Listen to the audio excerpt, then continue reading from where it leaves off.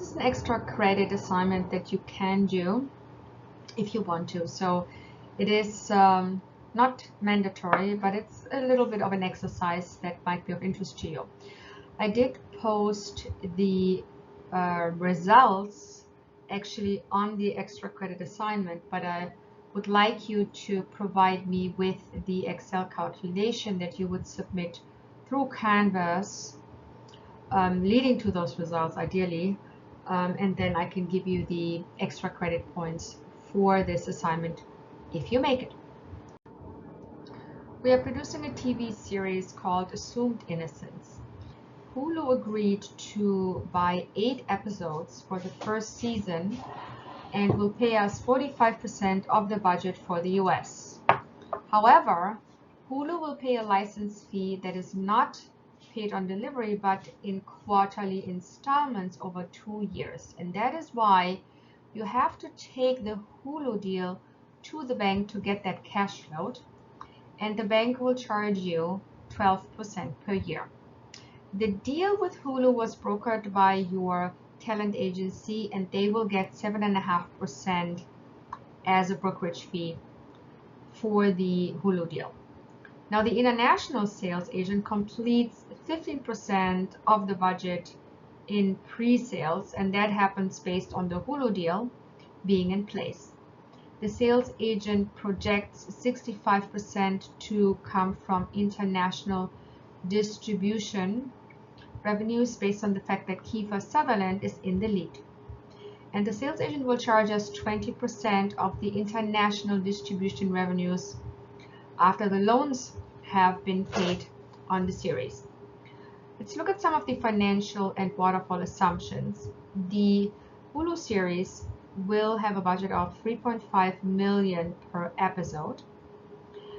We have the pre-sale to Hulu at 45% of the budget, as mentioned, cash flow by the bank at 12%. The international pre-sales of 15% are cash flowed at 85% at a discount. So we're not getting the entire pre-sale distribution agreements discounted at 100% or paid at 100%. They are discounted to 85%. And the bank will charge us a 8% interest per year, and it's a 2-year term. They also charge us a 2% loan fee on that.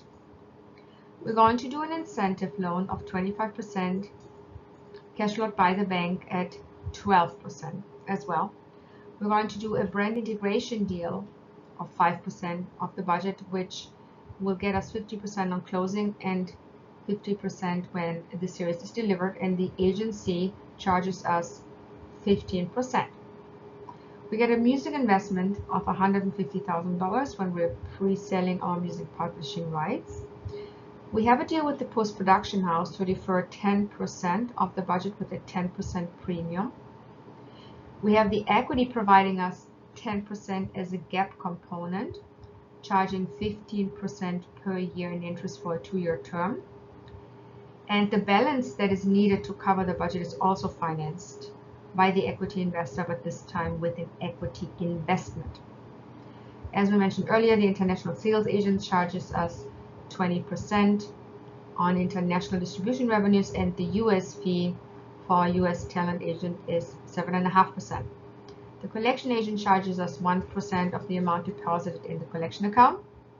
The senior loan is paid outside of the collection account in first position. Talent pool will receive 15% of net revenues in profits, and the co-producer that we work with charges 50% of our producer profits.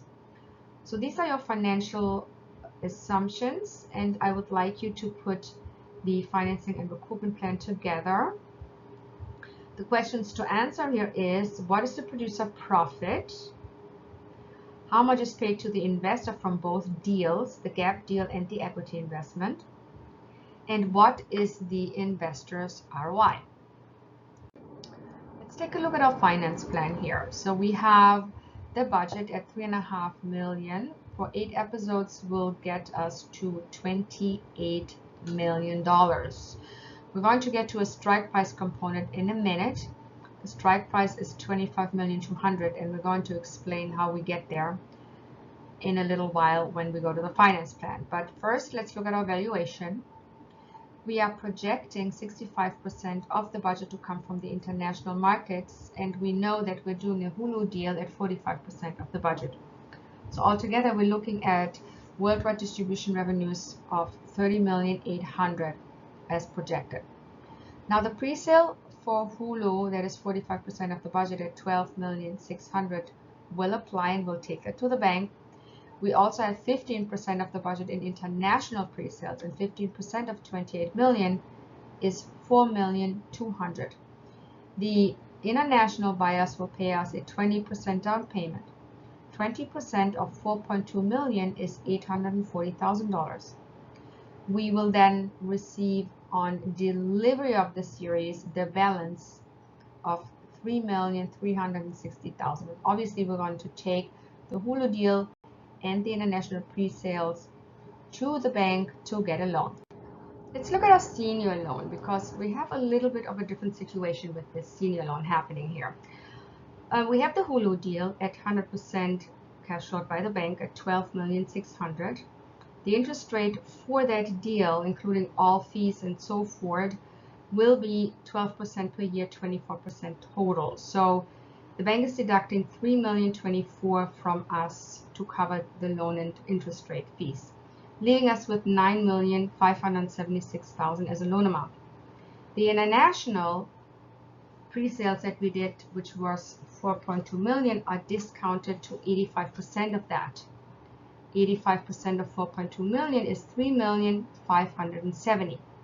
The down payment we received on those deals was $840,000, and we're deducting that here, leaving us with a net loan for pre-sales of $2,730,000.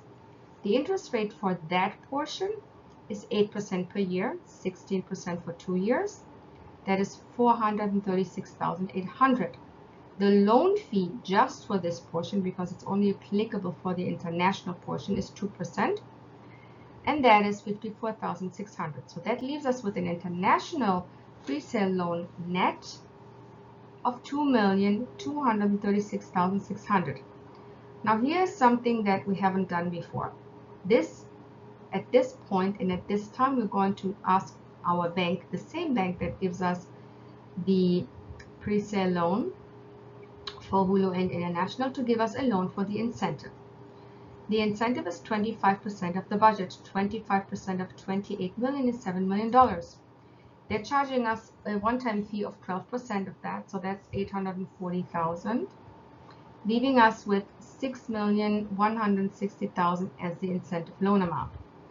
So altogether, our gross loan amount that we have to pay back is 22,330,000, and the net loan amount, which includes the pre-sale loan for Hulu, the international distribution pre-sales, and the incentive, would be 17,974,600. Now, when we do the incentive loan like this, it is our responsibility to pay this loan back, because it's part of our entire senior loan, which is why later we will look at the incentive as a revenue component, because it is our responsibility to pay it back. So we have to book it as revenue at the time we give all the invoices to the incentive region ourselves and have them then pay to us or the bank, both is fine, the incentive loan of $7 million.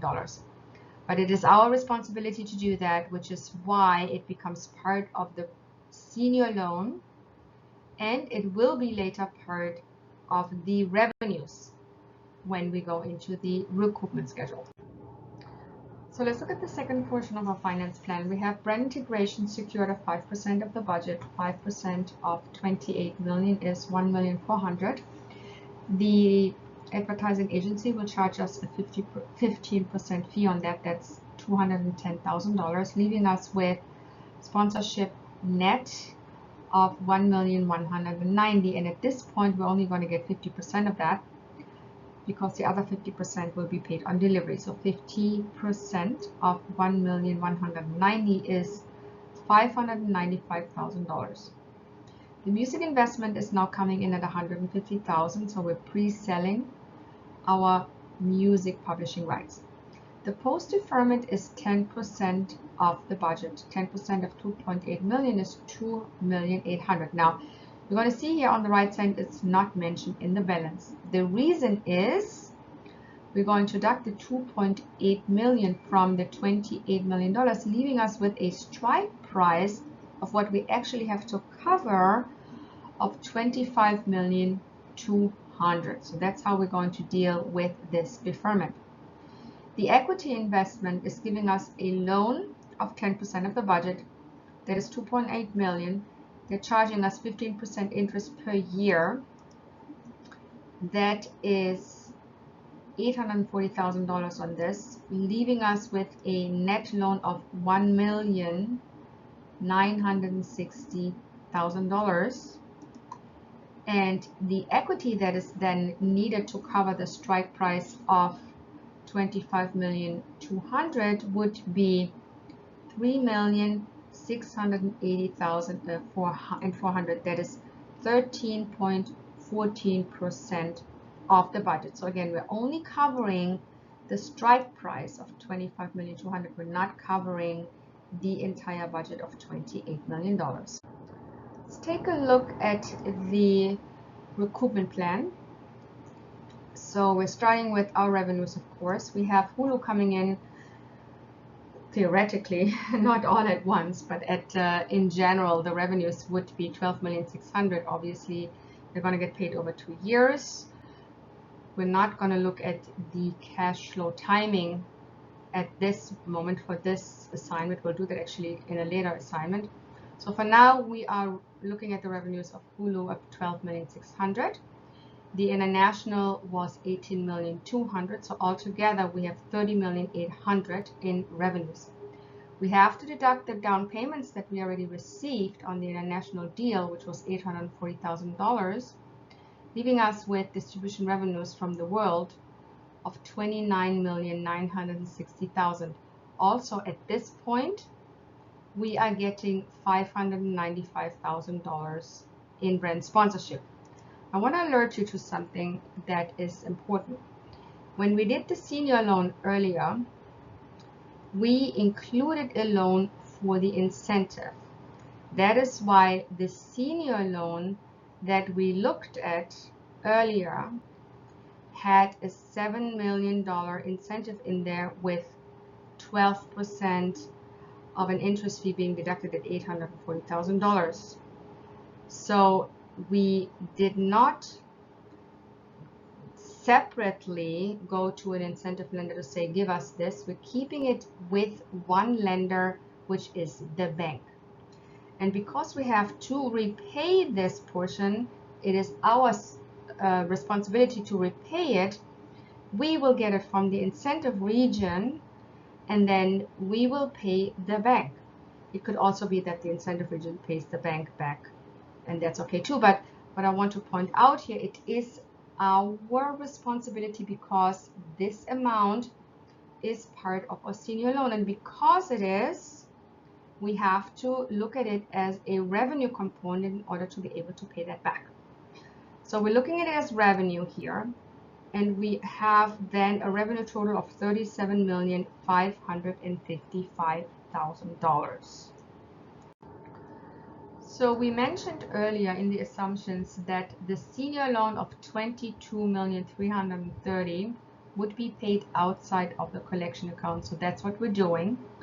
So when we're deducting $22,330,000 from our revenue total, which is $37,555,000, we are left with a balance of $15,225,000, and that is what the collection agent charges their 1% on.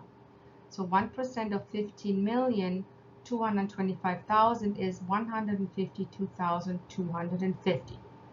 So next in line is the gap loan. This is paid to the equity investor, but it's still a gap loan, and it belongs right here in the waterfall.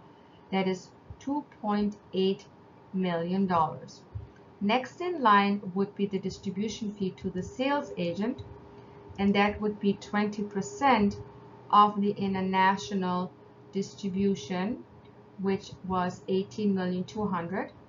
20% of that is $3,640,000.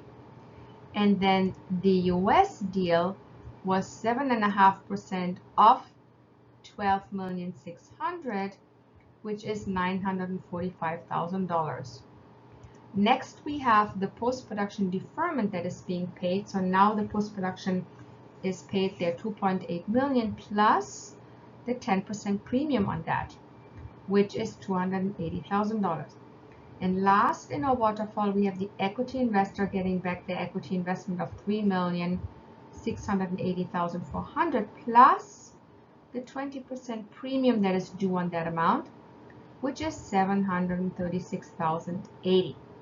So altogether, our expenses will come to $37,363,730. Again, that is $37,363,730.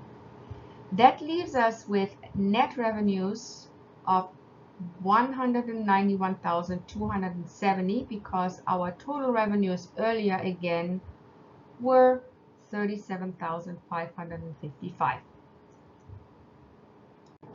So let's take a look at the profit participation components. We have $191,270 in profits, and of that the talent pool gets 15%, that is $28,691, and the investor for equity, who gave us 13.14%, would now get 50% of that, which is 6.75%, and that would be $12,571,051. So altogether, we are looking at profit participation payments of $41,261 that have now been paid. So if we look at a balance, sorry, that is taking our 191,000 deducting 41,261, we're ending up with 150,009 that is still available to be split with our co-producer. So if we're looking at the balance and we're splitting that amount, which again, if we are deducting 41,265 from 191,270, we get a balance of 150,009. So the 50% of that would then be the portion that we pay to our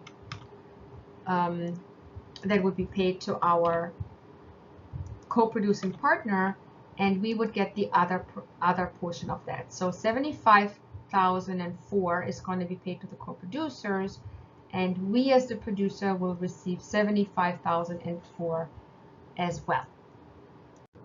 Let's take a look at the investor payments. The investment that was made in total was $6,480,400. And how did we get there? We got a gap loan of 10% of the budget of $2.8 million, and we got an equity investment of 13.14% of the budget, which is $3,680,400. So altogether, we are looking at $6,480,400. And what did the investor get? They got an interest payment on the gap loan of $840,000. They got a premium on the investment, the equity investment of $736,080, and they got a profit participation payment of $12,571. So altogether, they received $1,588,651 in connection with their investment of $6,480,400, which is an ROI of 24.51%.